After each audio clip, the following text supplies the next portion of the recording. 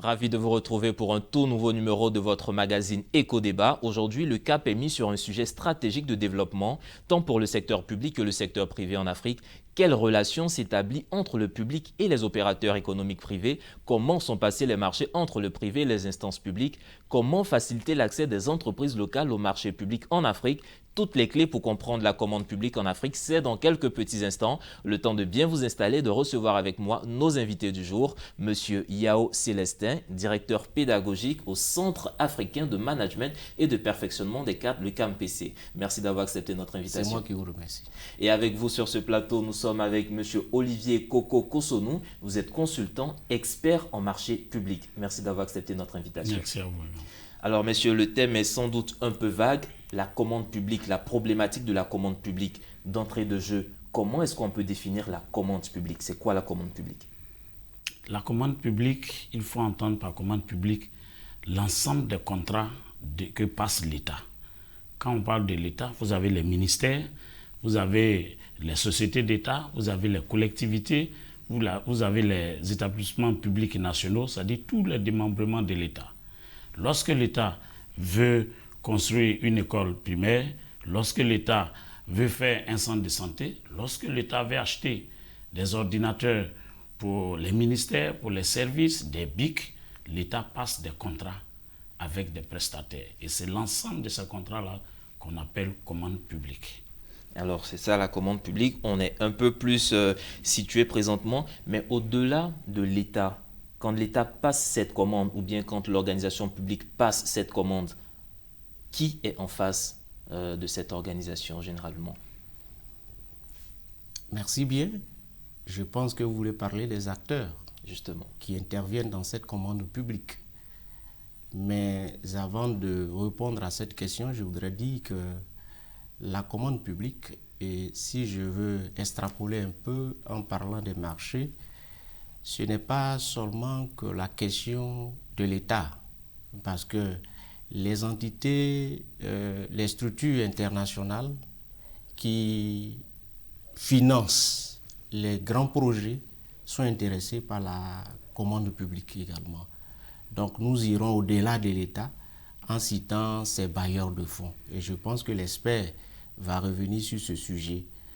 Et également, c'est vrai que ce n'est pas de la commande publique, mais en ce qui concerne la passation de marché, cela intéresse également les entreprises privées qui, entre elles, peuvent passer des marchés.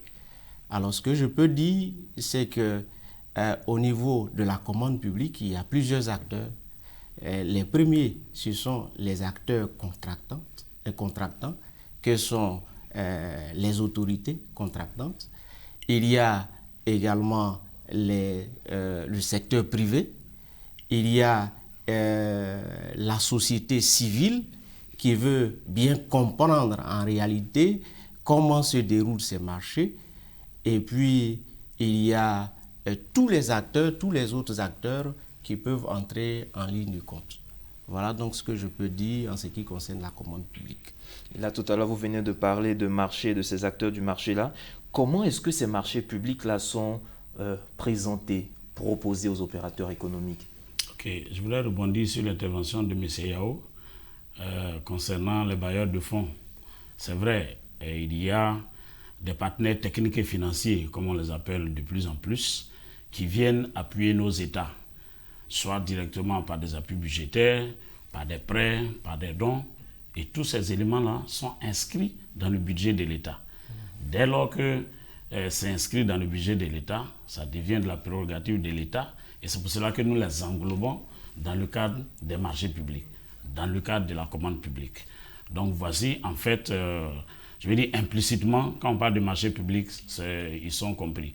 Eux-mêmes, dans leur fonctionnement propre, comme entité, comme structure, passent des contrats que nous n'appelons pas forcément des marchés publics, parce qu'une structure privée peut passer ses contrats, mais ce n'est pas forcément des marchés publics. Il faut la prérogative de l'État, il faut une entité de droit public pour que nous soyons en face d'un marché public. Et comme il a dit, le marché public, vous avez une entité publique représentée par l'État. L'État a plusieurs démembrements que j'ai essayé de citer tout à l'heure. Vous avez les ministères, les institutions, les collectivités, les sociétés d'État, même des structures privées qui agissent pour le compte de l'État ou qui bénéficient du concours de l'État ou de l'aval de l'État, tout cela exerce une prérogative publique. Donc ceux-là, lorsqu'ils passent des contrats, ce sont des marchés publics. Maintenant, les marchés publics, vous avez d'un côté le besoin, c'est-à-dire l'État dit j'ai tel besoin, je veux faire ceci et s'adresse au secteur privé en général pour passer les marchés publics. C'est vrai, il faut qu'on arrive à situer, même deux entités publiques peuvent être en contrat pour exécuter les besoins de l'État. On parlera toujours de marché public. Je prends une structure, sans faire de publicité, comme le BNET, qui est une structure de l'État. Tu peux exécuter des prestations au profit d'autres administrations. Il peut être toujours considéré comme des marchés publics, mais la grande majorité de ces prestations réalisées par le secteur privé. Donc voici les acteurs. Et dans le processus de passation, vous avez l'État, où vous avez les populations, à travers les ministères, les collectivités, chacun exprime ses besoins en début d'année ou avant la fin de l'année. Et cela permet à l'État de bâtir un budget sur la base des besoins exprimés. Et lorsque le budget est adopté, lorsque le budget est voté à l'Assemblée nationale, il faut passer à l'étape de l'exécution. Et pour exécuter, l'État dit, bon, moi j'ai telle activité à faire. Dès le début de l'année, quand le budget est voté, les entités publiques en charge des marchés, vous avez la direction des marchés publics, vous avez les autorités contractantes, comme a dit M. Yao, c'est-à-dire ceux à qui on a donné le budget, à qui l'État a donné une mission. Par exemple, on dit éducation nationale, ministère de l'éducation nationale, vous devez nous construire tel nombre de classes. Il y a des crédits pour cela. En début d'année, ce ministère-là fait ce qu'on appelle un programme prévisionnel. Il dit, il informe tous les acteurs, je vais lancer un appel d'offres pour passer des marchés pour construire des écoles. Et le moment venu, on lance l'appel d'offres et les entreprises viennent soumissionner. Je crois qu'on aura le temps de voir le déroulé de tout ce processus jusqu'à avoir un marché, l'exécuter, jusqu'à ce que l'État ait le bien ou le service pour lequel il a lancé un contrat, il a lancé une commande. Mais justement, ce cadre-là, quand même, il est réglementé. Est-ce qu'il y a une structure, comme on le voit souvent, une commission, une autorité pour réguler le domaine des marchés publics? Bien entendu, il y a des régulateurs qui interviennent au niveau national, mais au niveau communautaire également. Au niveau national, dans les pays africains, au niveau de l'UEMOA, vous avez dans chaque pays une autorité de régulation appelée généralement l'ARMP. En Côte d'Ivoire, c'est l'autorité nationale de régulation des marchés publics qui est là pour réguler ce marché-là. Et je crois bien qu'il y a 2 ou 3 semaines, il a été diffusé, il a été donc mis sur pied le code des marchés publics. Donc au niveau national, la Côte d'Ivoire détient un code des marchés publics qui constitue, je dirais, la référence en matière de marché public. Et donc, il met ensemble les acteurs qui sont les autorités contractantes, les prestataires, et donc il permet donc à cette autorité-là de régler les litiges qui peuvent naître, n'est-ce pas, de l'exécution de ces marchés. Donc, il existe des autorités de régulation. Alors, des autorités de régulation, bien souvent, on voit quand ces établissements-là sont mis en place, souvent il y a des manques de moyens, des manques de suivi. Est-ce que réellement, on peut le dire, en Afrique, nos autorités de régulation de ces marchés publics-là ont les moyens de leur politique pour permettre une bonne exécution de nos marchés publics? Ok, merci. De façon pratique, permettez que je revienne un peu sur quelques éléments. Parce que vous voyez, j'ai eu la chance d'avoir travaillé plus de 10 ans à la direction des marchés publics. Et j'ai travaillé pendant également 10 ans à l'autorité nationale de régulation des marchés publics de Côte d'Ivoire. Donc nous avons un vécu pratique pour essayer d'expliquer. Vous savez, il y a 3 fonctions maintenant dans la passation des marchés publics.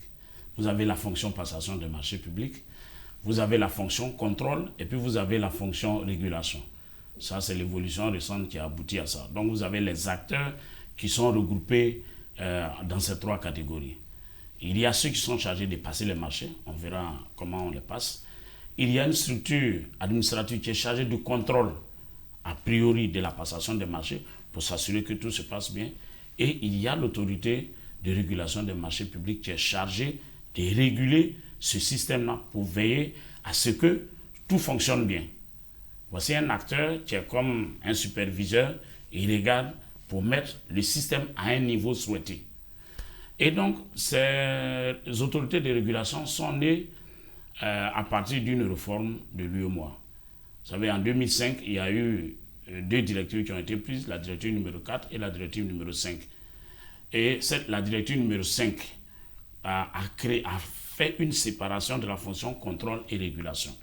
De telle sorte que ce n'est plus, on verra dans les évolutions, ce n'est plus la même entité qui fait le contrôle et la régulation. C'est-à-dire, lorsque quelqu'un passe un marché, qu'il y a une plainte à faire, ce n'est plus la même entité qui fait. Donc, il a été décidé de créer des entités différentes et indépendantes. C'est ainsi qu'à partir des années 2008, l'espace UEMOA, où il y a une convergence en matière de politique sur les marchés publics, a commencé à créer les autorités de régulation des marchés publics.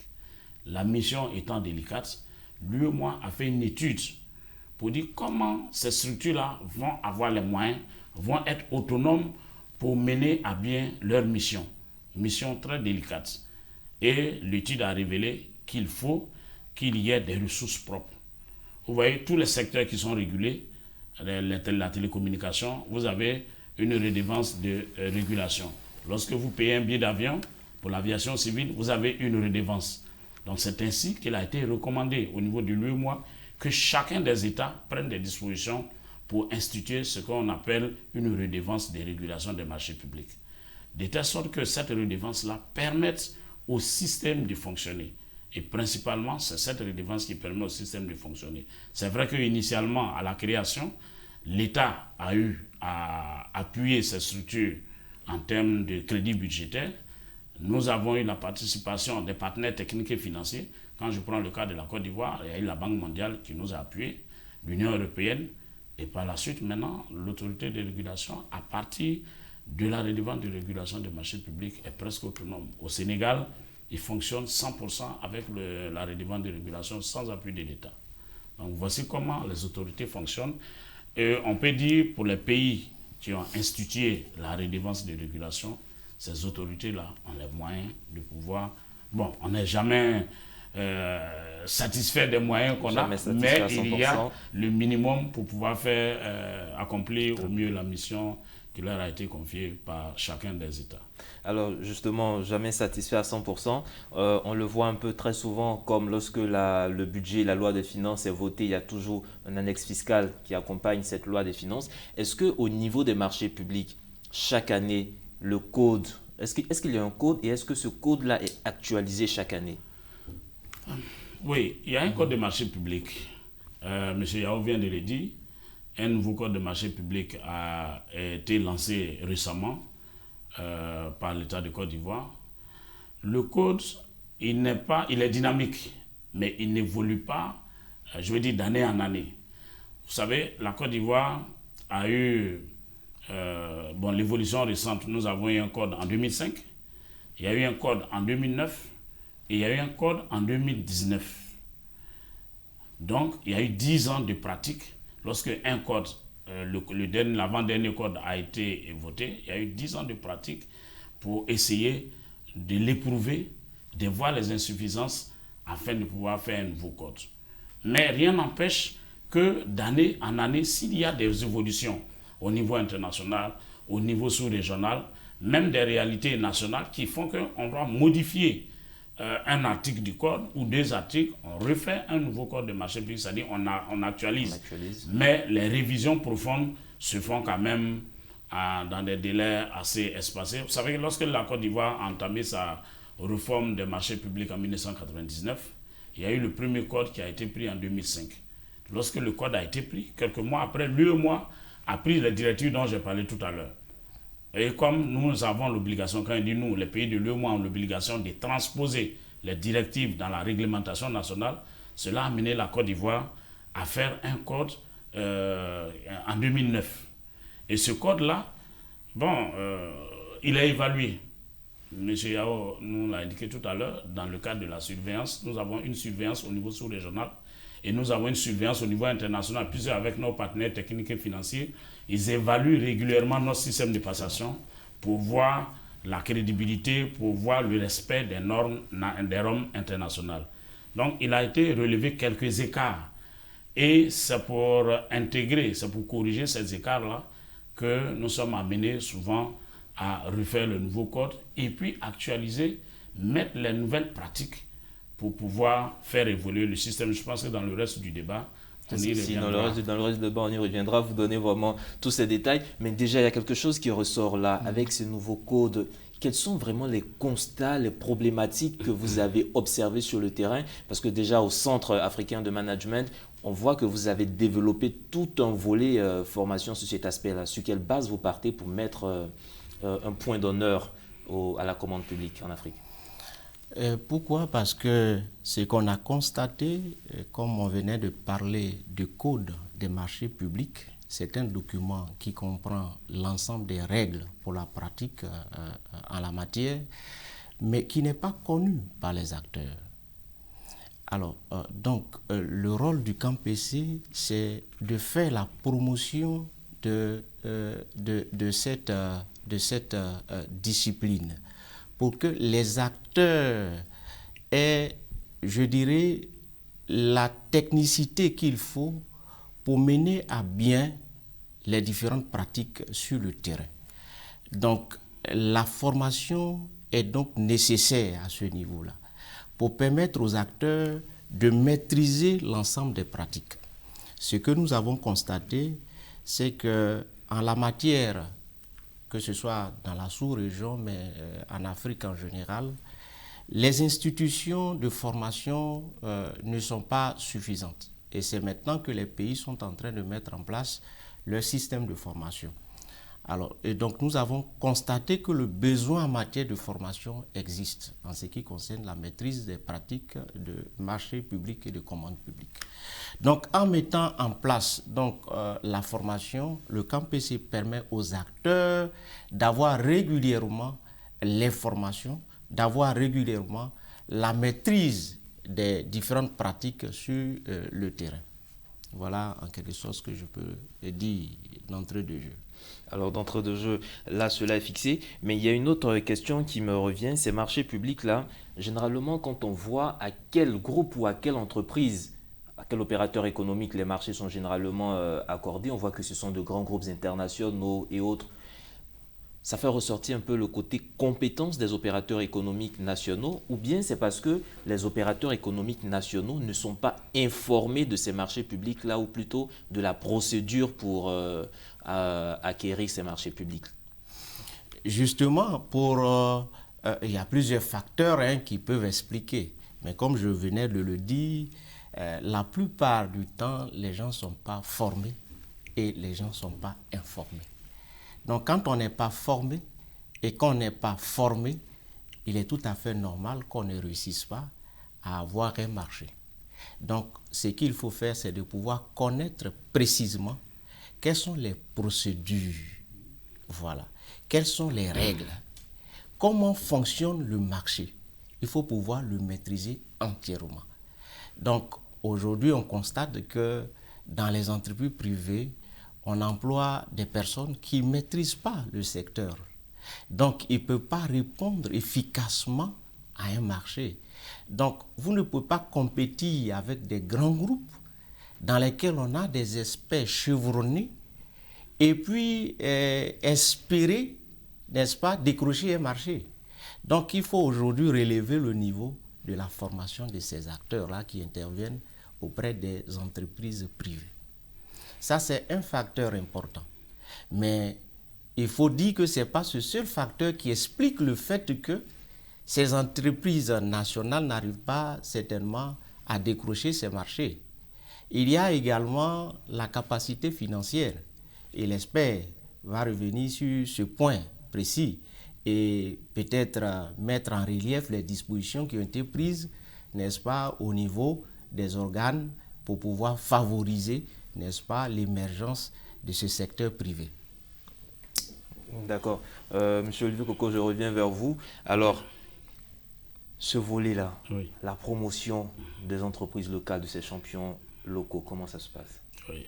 Merci. Avant de venir sur, je vais dire, ce volet, M. Yao m'a interpellé sur un point tout à l'heure. Vous savez, lorsque l'État veut passer une commande, l'État veut s'assurer qu'il a en face un opérateur, un prestataire qui puisse exécuter cette prestation conformément à des cahiers de charges.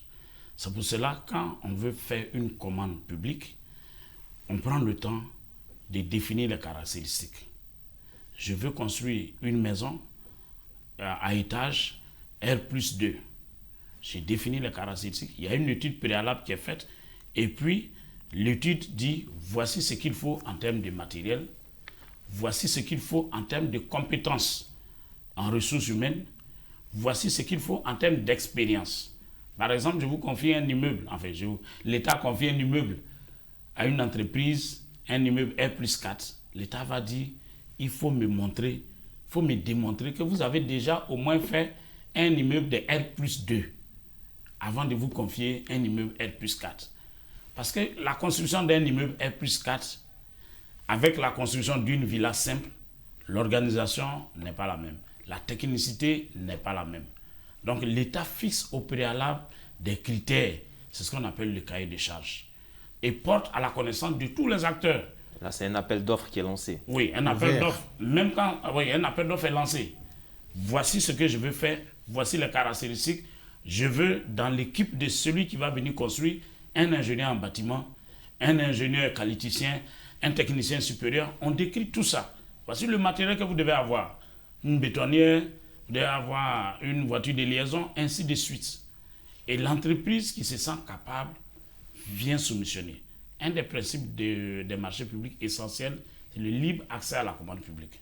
Tout le monde est libre d'accéder à la commande publique, mais il faut au moins satisfaire les conditions qui sont fixées. Mais justement, tout le monde est libre d'accéder à cette offre, je peux le dire, à cette offre, mais est-ce que tout le monde a accès à l'information? Oui. Comment est-ce que l'opérateur économique est... J'en arrive. Justement, c'est pour cela, lorsqu'on a fait les études, on a fait le cahier de charges, l'État informe par ce qu'on appelle les plans de passation de marché public. En début d'année, l'État informe tous les acteurs que voici les opérations que je vais faire au cours de l'année. Et déjà, ce plan-là est publié en début d'année par la direction des marchés publics en ce qui concerne la Côte d'Ivoire et par l'autorité de régulation des marchés publics. Ensuite, il y a un journal des marchés publics qu'on appelle le journal officiel des annonces des marchés publics où il est fait cas de tout ce qui est marché public. Lorsque vous prenez certains journaux à grand tirage, certains quotidiens à grand tirage, vous allez voir des annonces de marché public. Donc, il y a une publicité qui est faite pour que les acteurs soient informés. Et un appel d'offres ou une consultation qui n'a pas fait l'objet de publicité préalable est nul. Si un acteur, un opérateur économique s'en rend compte et se plaint à l'autorité de régulation des marchés publics, ça veut dire qu'il n'y a pas de transparence, cette opération va être annulée. Ce qui veut dire qu'il y a une publicité, une large publicité. Maintenant, il faut que les entreprises s'organisent pour aller à l'information. Voilà. Mais les entreprises, très souvent, qui sont dans le domaine, arrivent à avoir l'information. Maintenant, il faut la capacité technique pour pouvoir venir soumissionner. Il faut la capacité financière, comme il a dit. Justement. Il faut l'expérience pour venir. Et même la capacité financière. Vous voyez, on demande d'avoir un chiffre d'affaires. Vous voulez avoir un marché de l'État de 100 millions. On vous dit prouvez au moins que vous avez déjà eu un chiffre d'affaires de 50 millions. Vous nous prouvez ça. Ou 25 millions. C'est-à-dire ça dépend des niveaux, mais on va au maximum. On peut même aller jusqu'à 100 millions. Mais même les entreprises qui viennent d'être créées, les entreprises de moins de 18 mois, au lieu d'avoir un chiffre d'affaires, vous venez de commencer. Moi, je peux être un expert dans un domaine. Je viens de créer mon cabinet. Je n'ai pas encore travaillé. Mais on peut valoriser l'expertise de la ressource humaine. Mais on vous demande, par exemple, au lieu de présenter un chiffre d'affaires, d'avoir, par exemple, une ligne de crédit C'est-à-dire vous avez la capacité de taux financier où une banque consent à vous accompagner pour au moins 25%. Donc ça déjà c'est une mesure pour pouvoir favoriser les nouvelles entreprises. Et maintenant pour en revenir aux mesures qui sont prises pour les petites et moyennes entreprises, tout n'est pas offert aux grandes entreprises. Bien sûr, quand on veut construire le troisième pont, quand on veut faire un échangeur, on ne va pas aller prendre une petite entreprise qui construit des villas. On lance un appel d'offres et généralement, c'est des grands groupes internationaux. Et une des possibilités que le code des marchés offre aux entreprises, c'est par exemple la sous-traitance. Vous êtes une entreprise de petite taille, vous pouvez vous associer à une entreprise internationale. Et dans le nouveau code, il y a un bonus aux entreprises qui vont sous-traiter avec des entreprises nationales. Un bonus avec ces entreprises qui vont sous-traiter avec ces entreprises nationales. C'est la clé de notre seconde partie et nous y reviendrons tout à l'heure. Vous gardez cela pour nos téléspectateurs. Mesdames et messieurs, ne bougez surtout pas. On fait une petite pause et on revient dans quelques instants pour la deuxième partie de cette émission spéciale consacrée à la commande publique en Afrique.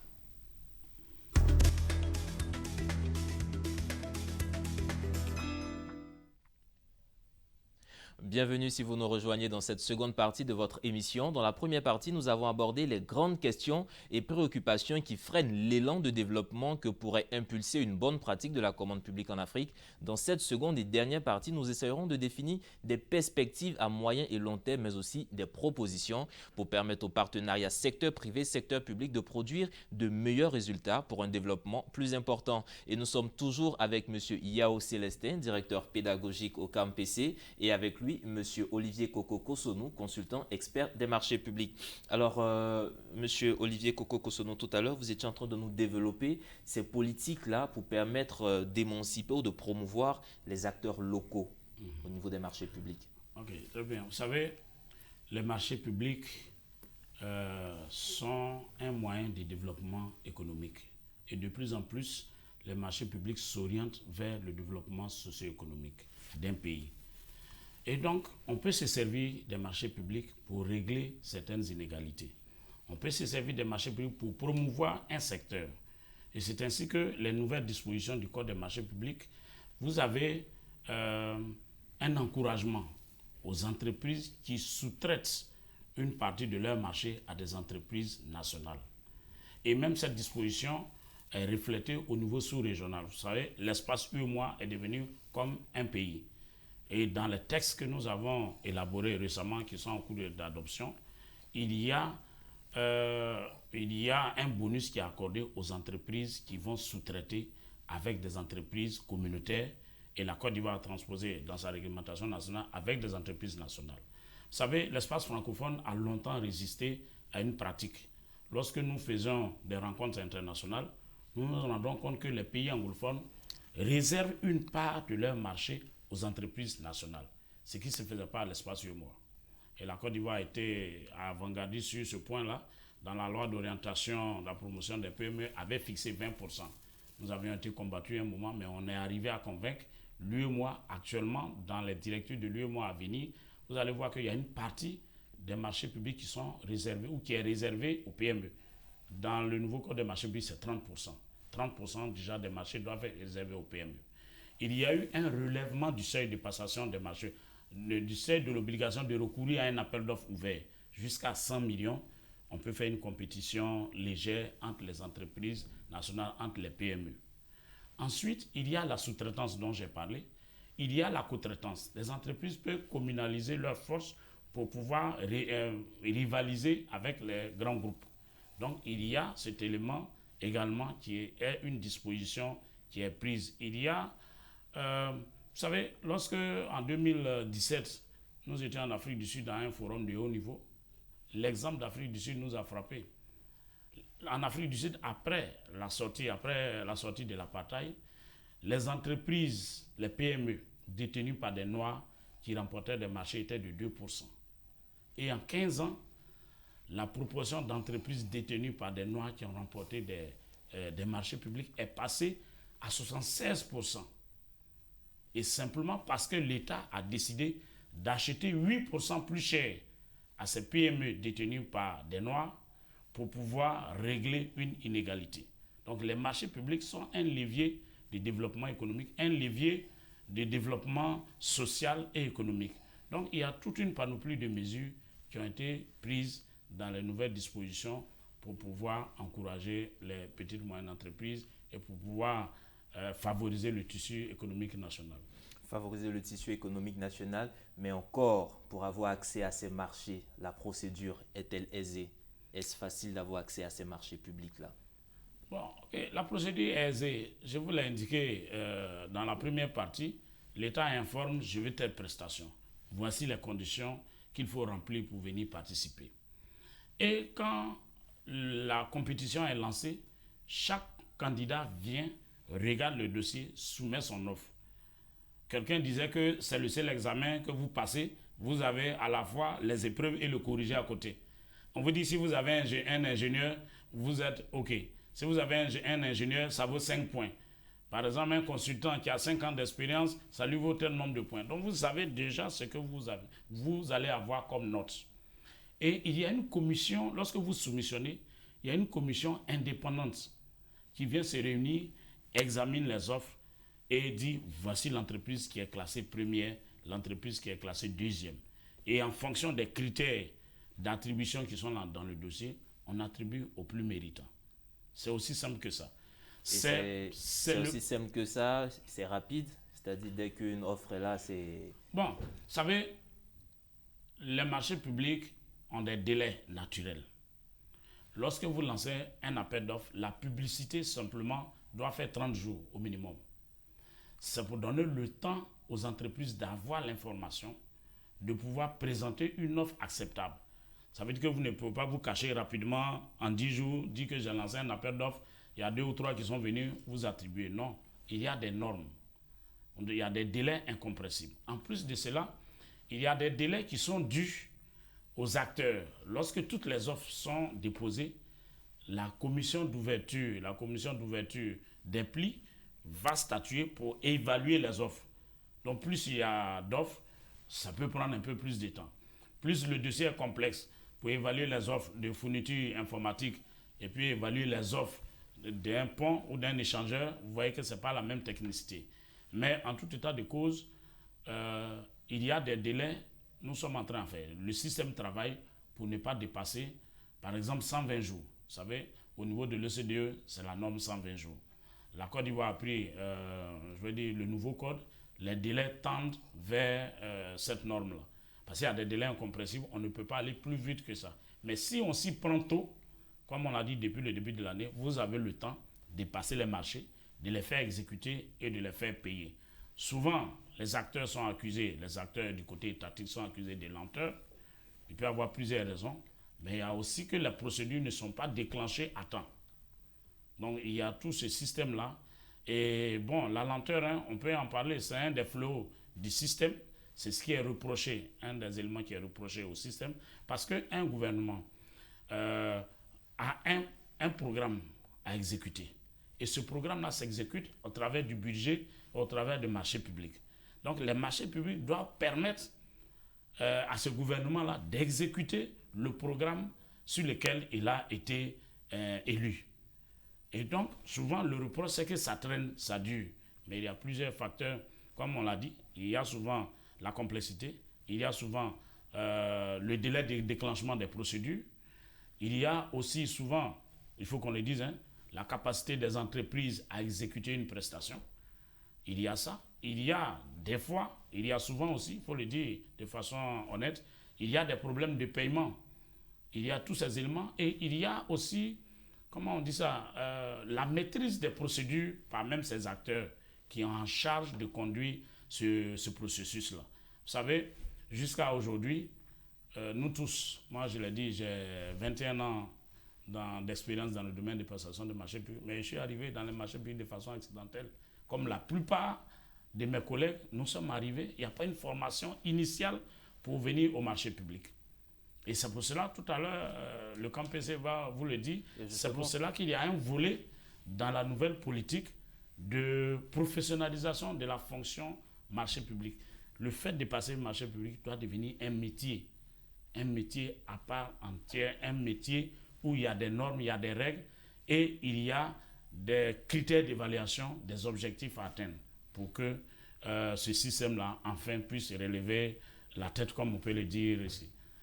Relever la tête, comme si on peut le dire, mais c'est un métier à part entière. Et là, le CAMPC est leader ou pionnier dans la matière. Vous développez un volet spécialement consacré à la commande publique. Alors, ce volet-là, comment est-ce que vous le lancez, comment vous le mettez en place et à qui est-ce qu'il s'adresse? Bien, comme le spécialiste M. Kosonou vient de le dire, la gestion des marchés publics, je pourrais le dire, c'est une science qui a ses techniques. Alors, qui a ses normes. Et il faut pouvoir monter les offres de façon, je dirais, efficace et exécuter les marchés de façon efficace pour, je dirais, rester sur le marché de façon compétitive. Alors, ce que nous avons constaté, comme il a dit, il y a une non-maîtrise de la technique, il y a une non-maîtrise des procédures, il y a une non-maîtrise donc de tout ce qui est science liée à la commande publique, liée à la gestion des marchés.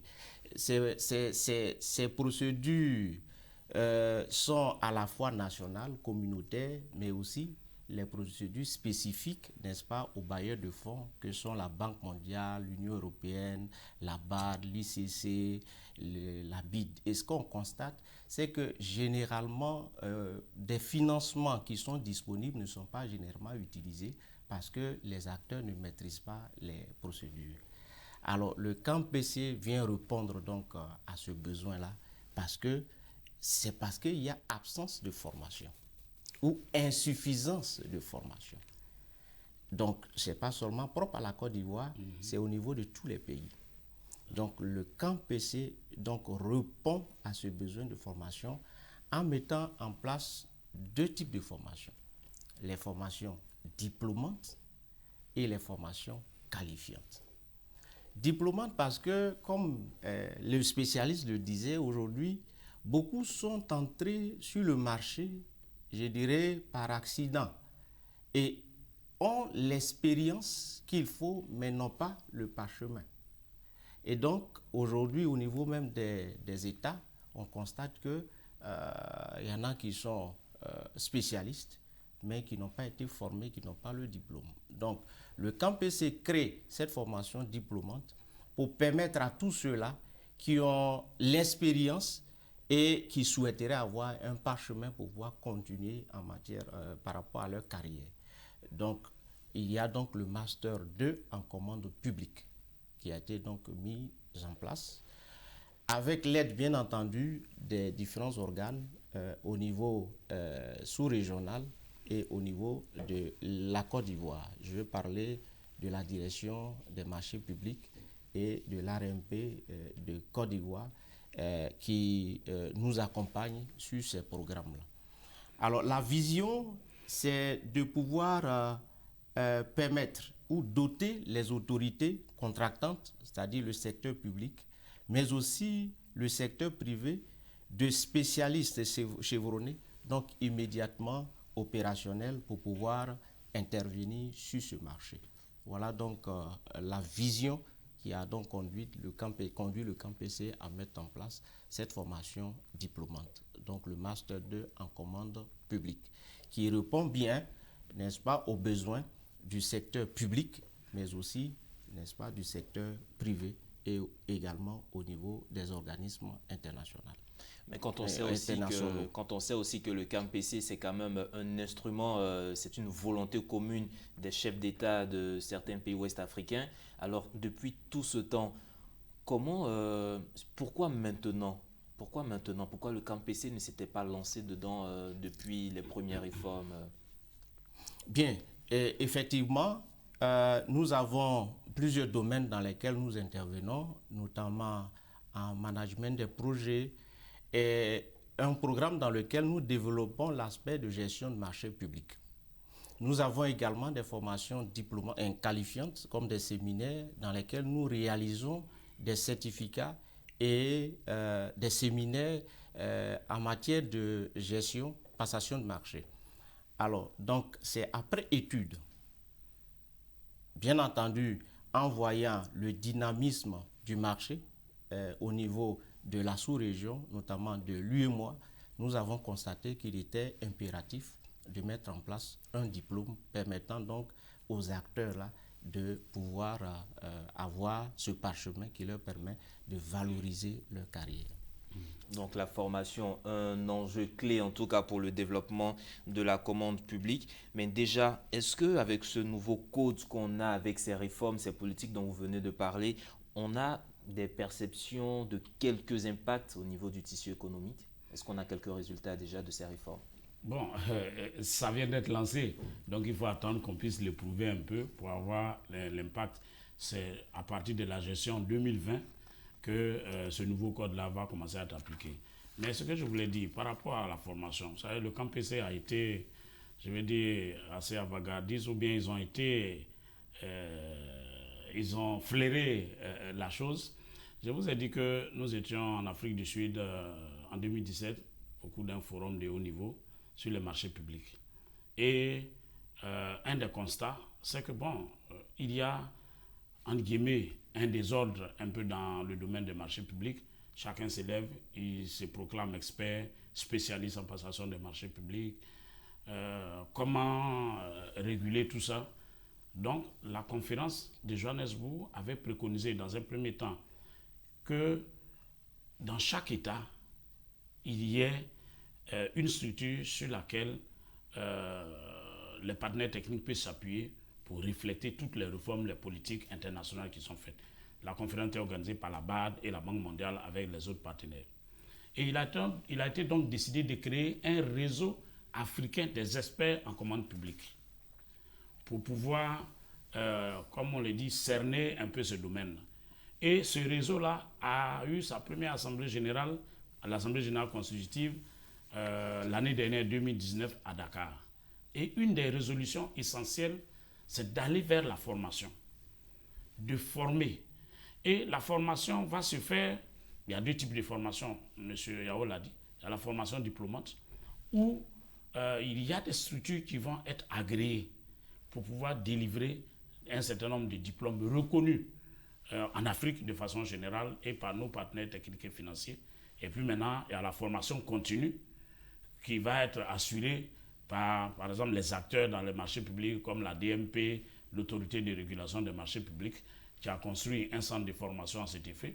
Et la plupart des pays dans l'espace UEMOA sont en train de construire des centres de formation. Donc la problématique de la formation même dépasse le cadre national, le cadre sous-régional, c'est le cadre international, pour aller même au-delà de l'Afrique. Parce qu'au cours de ces rencontres, il n'y avait pas que les pays, tous les pays africains étaient là bien entendu, mais il y avait plusieurs pays européens, américains qui sont venus nous partager leur expérience. Si on veut une efficacité du système de marché public, il faut une formation. Il faut que la formation soit la base et pour qu'on puisse aboutir à un métier, pour qu'on puisse aboutir même à un ordre, comme ils le disent, à un corps de métier, à un ordre, à des associations. Comme vous avez l'ordre des pharmaciens, l'ordre des médecins, il faut qu'on arrive à terme à créer par exemple un ordre des experts en passation des marchés publics. Et donc, c'est un enjeu très important. Et c'est pour cela que nous saluons l'initiative du Camp PC, qui a même dévancé un peu les États, qui s'est positionné. Et lorsque, les choses vont être lancées, les certifications des structures, les accréditations vont être données, je pense qu'ils seront déjà en avance avec d'autres universités pour pouvoir assurer cette formation. D'accord, mais là, moi, il y a un volet de la formation qui me revient un peu. Quand on parle de formation, on est beaucoup plus axé sur ces cadres, ces experts de passation de marché et ces opérateurs économiques, ces entrepreneurs qui veulent savoir comment est-ce que ce marché fonctionne. Comment est-ce qu'ils peuvent profiter de la commande publique? Est-ce que le CAMPC, les institutions ouvrent une brèche pour leur permettre vraiment de profiter de cette situation?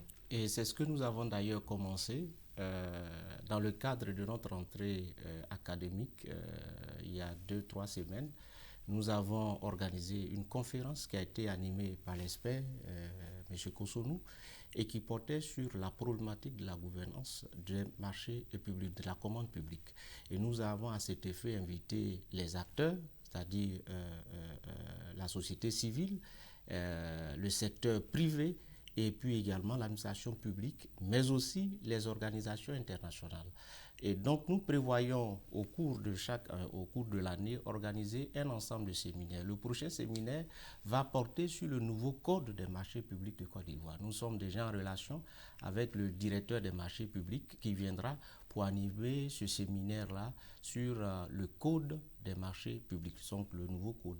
Et nous allons à ce titre-là inviter donc tous les acteurs qui viendront pour voir comment exactement se déroulent les marchés publics, en fait, la gestion des marchés publics. Okay. Donc notre prochaine conférence va porter sur le nouveau code qui a été élaboré et présenté. Code, à titre d'exemple, bon, comme j'ai dit, j'ai eu la chance d'avoir occupé certaines fonctions dans l'aspect pratique.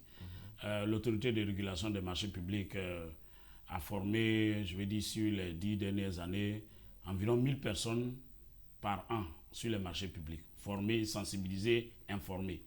Mais dans ce lot, vous avez environ 55% des acteurs du secteur public, vous avez environ 35% des acteurs du secteur privé et vous avez environ 10% des acteurs de la société civile. C'est vrai que lorsque l'État passe un marché, les acteurs clés, vous avez l'administration, vous avez le secteur privé. Mais le bénéficiaire final, c'est la société civile. Et c'est eux qui peuvent critiquer, c'est eux qui peuvent donner, apprécier ce qui est fait. Donc la formation, même en renforcement des capacités, prend en compte tous ces acteurs. Donc ça peut dire que si on commence à professionnaliser, également, chacun y trouvera son compte. On prend en compte tous les acteurs.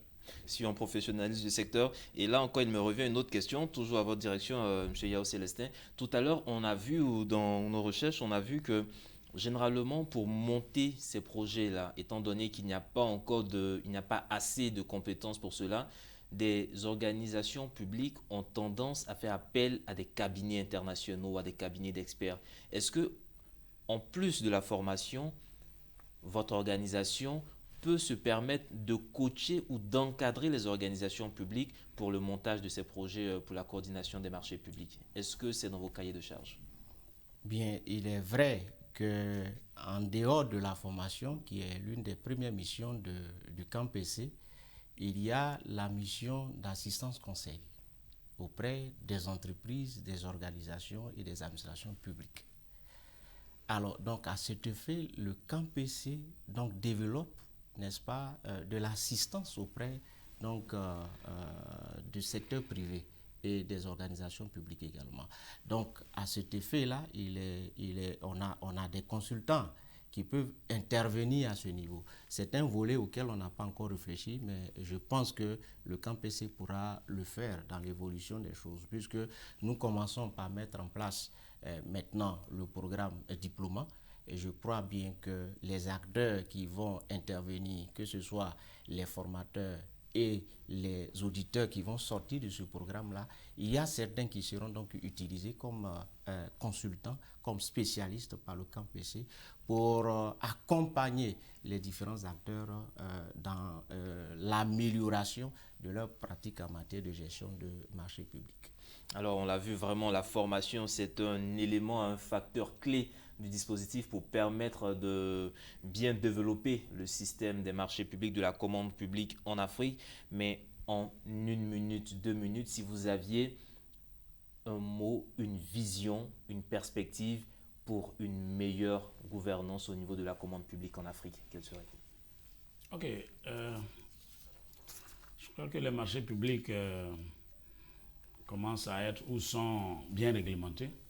On n'invente rien. Il y a des bonnes pratiques que nous essayons de mettre en place en Afrique et en Côte d'Ivoire, bon, bien entendu. La tendance actuelle, c'est la dématérialisation de la passation des marchés publics. C'est un aspect qui permet de gagner du temps et qui permet de réduire un certain nombre de mots qu'on reproche au système.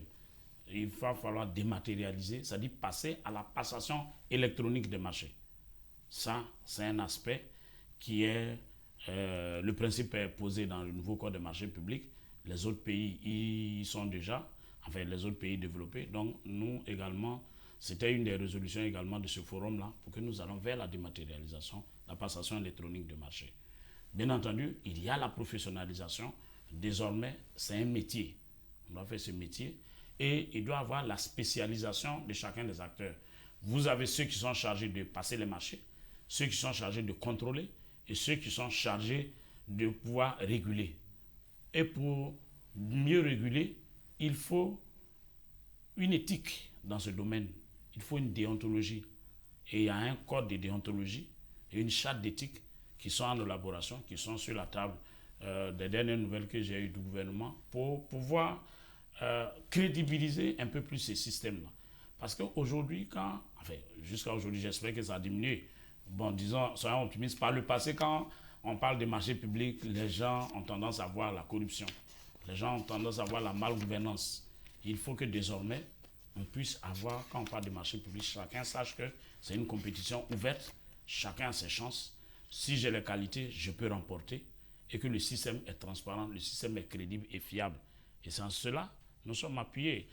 Monsieur Yao disait tout à l'heure, il y a plusieurs procédures. Nous sommes en train de tendre vers, je n'ai pas dit une uniformisation des procédures, mais c'est tout comme les procédures doivent converger, que ce soit en Côte d'Ivoire, que ce soit au Japon, que ce soit aux États-Unis, en Afrique, et je veux dire en France, qu'on ait les mêmes procédures. C'est en cela qu'il parle de système pays. C'est-à-dire quand on regarde nos procédures, c'est conforme à la norme internationale. Tout le monde a confiance dans ce système. Donc, il faut qu'on aille vers la confiance de ce système-là, dans ce système, pour que les marchés publics servent de levier de développement socio-économique de nos nations. Et c'est ce que nous allons retenir. Monsieur Yao Célestin, si vous aviez un mot. Bien, c'est de vous dire merci d'avoir donné l'occasion au CAMPC d'intervenir dans ce débat. Ce que je peux retenir, c'est deux mots. Savoir-être et savoir-faire. Ces deux éléments sont importants en matière de gestion de marché. Parce que les marchés rassemblent tous les acteurs que sont le secteur public, le secteur privé et concernent également la société civile, comme il vient de le dire, qui est consommatrice des actions de l'État, mais aussi les organismes internationaux, qui, la plupart, sont des bailleurs ou bien qui viennent de façon technique offrir leurs services. Il faut établir la confiance au niveau de tous ces acteurs-là. Et donc, les spécialistes intervenants doivent être dotés d'un bon savoir-être et un bon savoir-faire. Alors, donc, au niveau du CAMPC, le programme que nous mettons en place, qui est un programme diplômant, a la devise ci-après. L'éthique avant la compétence. L'éthique avant la compétence. Donc, si vous êtes spécialiste du marché public, vous intégrez à la fois l'éthique et la compétence pour donner confiance à l'ensemble des acteurs qui interviennent sur le marché. Éthique et compétences, c'est sur ces mots que nous allons vous dire merci. Voilà qui met un terme à ce numéro spécial de votre émission Éco-Débat, numéro consacré à la problématique de la commande publique en Afrique. Et pour en parler, nous étions avec M. Olivier Koko Kosonou, consultant, expert des marchés publics, et avec lui, M. Yao Célestin, directeur pédagogique au CAMPC. Messieurs, merci de vos analyses et de vos contributions. Vous pouvez retrouver cette émission sur notre site internet www.medi1tv.com. Agréable suite au programme et les informations reviennent dans quelques instants.